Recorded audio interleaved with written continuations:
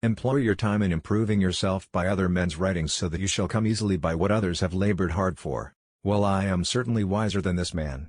It is only too likely that neither of us has any knowledge to boast of, but he thinks that he knows something which he does not know, whereas I am quite conscious of my ignorance.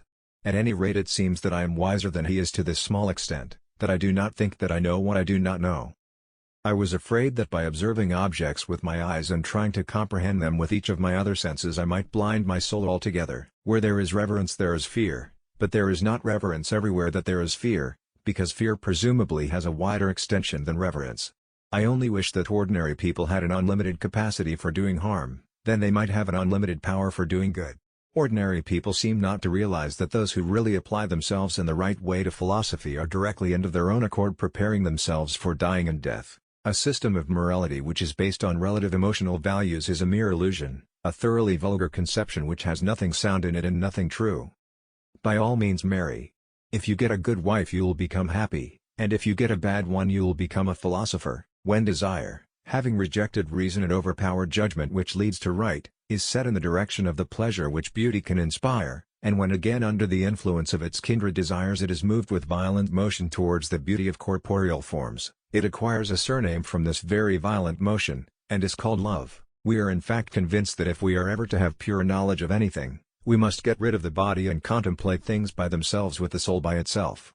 It seems, to judge from the argument, that the wisdom which we desire and upon which we profess to have set our hearts will be attainable only when we are dead and not in our lifetime. Wars and revolutions and battles are due simply and solely to the body and its desires. All wars are undertaken for the acquisition of wealth, and the reason why we have to acquire wealth is the body, because we are slaves in its service. No man undertakes a trade he has not learned, even the meanest, yet everyone thinks himself sufficiently qualified for the hardest of all trades, that of government. False words are not only evil in themselves, but they infect the soul with evil. Life contains but two tragedies. One is not to get your heart's desire, the other is to get it. Whenever, therefore, people are deceived and form opinions wide of the truth, it is clear that the error has slid into their minds through the medium of certain resemblances to that truth. The hour of departure has arrived and we go our ways, I to die, and you to live. Which is better? Only God knows. Think not those faithful who praise all thy words and actions, but those who kindly reprove thy faults. Remember, no human condition is ever permanent. Then you will not be overjoyed in good fortune nor too scornful in misfortune.